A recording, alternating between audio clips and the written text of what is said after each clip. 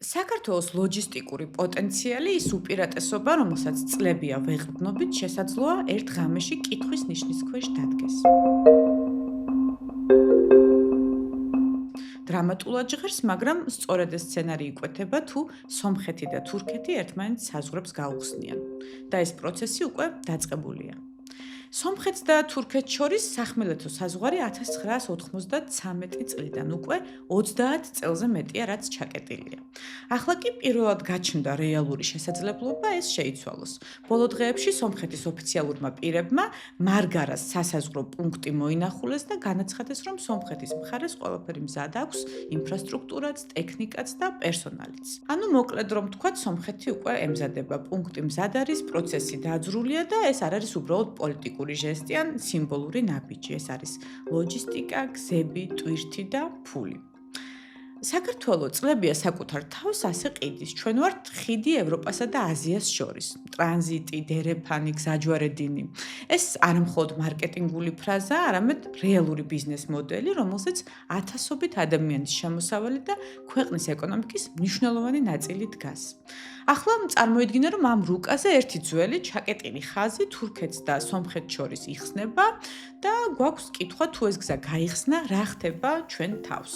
ბოლო პერიოდში ერევნიდან და ანკარიდან მოდის სიგნალები, რომ ურთიერთობების დაალაგების პროცესი წინ მიდის, მაგრამ მთავარი ეს არის ამ პროცესის უკან ეკონომიკური ლოგიკა დგას, კონკრეტული მარშრუტები, კონკრეტული ხარჯები და ძალიან დიდი ფული.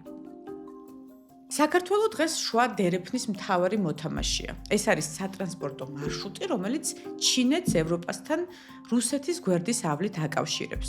ეს მარშრუტი ბოლო წლებში მნიშვნელოვნად გააქტიურდა რუსეთ-უკრაინის ომის შემდეგ აზიასა და ევროპას შორის ტვირთის გადასაზიდად დაიწყო ალტერნატიული გზების ძიება და სწორედ ამ კონტექსტში გაიზარდა ინტერესი შუა დერეფნის მიმართ.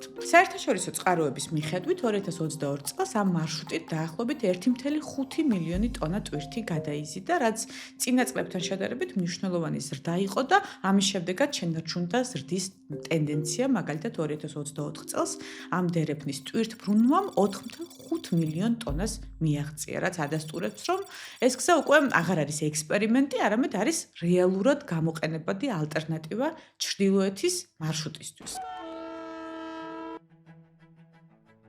საქართველო ამ სისტემაში მნიშვნელოვან როლს ასრულებს, როგორც შავი ზღვის გასასვლელი, სარკინიგზო კვანძი და ლოჯისტიკური ჰაბი, რომელზეც მარშრუტის გამტარუნარიანობის დიდი ნაწილი არის დამოკიდებული. ტრანზიტი საქართველოში მხოლოდ სახელმწიფოს ამბავი არ არის, ეს არის ცოცხალი ეკონომიკა.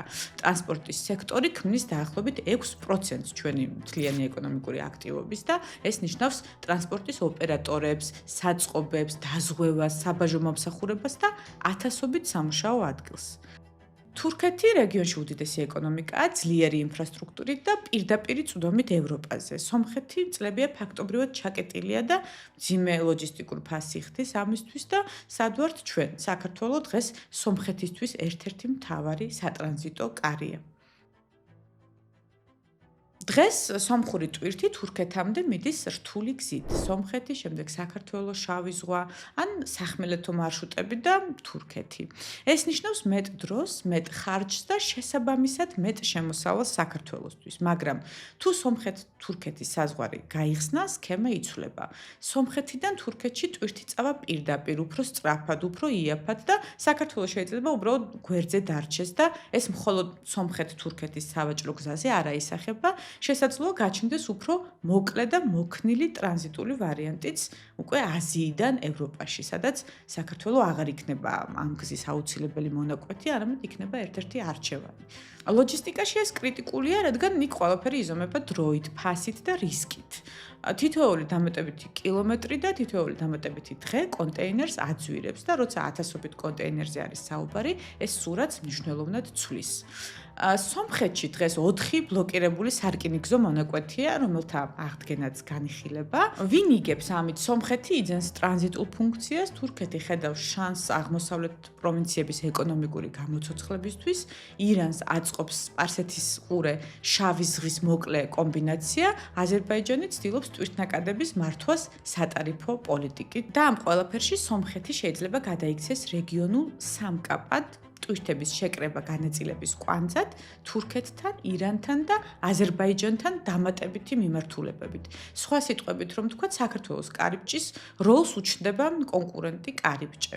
მაგრამ პრობლემა მხოლოდ კონკურენტებში არ არის. შუა დერეფანი დღეს ძვირია, ნელია და არასტაბილური. ტვირთი პორტებში დღეებით ჩერდება, საბაჟო პროცედურები მეორდება, გემები ცოტაა და მიწოდების დრო ხშირად იწელება და როცა კონტეინერის გადაზიდვა აქ უფრო ძვირი და ხანგრძლივია, ვიდრე ალტერნატიულ მარშრუტებზე, კომპანიები ბუნებრივია არჩევანს გააკეთებენ ციფრებზე დაყრდნობით.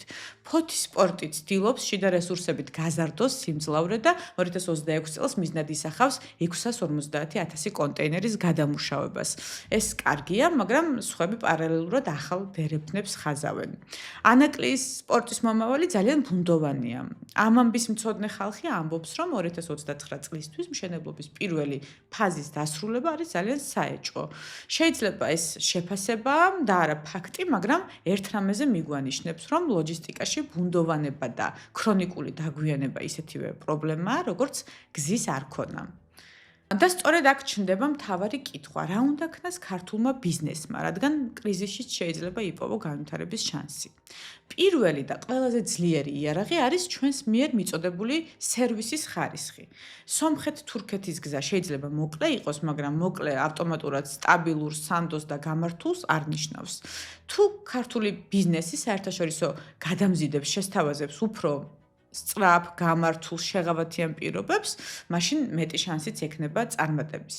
თუმცა ამას სჭირდება მთავრობის ჩართულობა, მოქნილი საგადასახადო სისტემა, მოქნილი და სწრაფი პროცედურები, საგზაო ინფრასტრუქტურის გამართულობა, რითიც დღეს ნამდვილად ვერ დავიკვეხნით.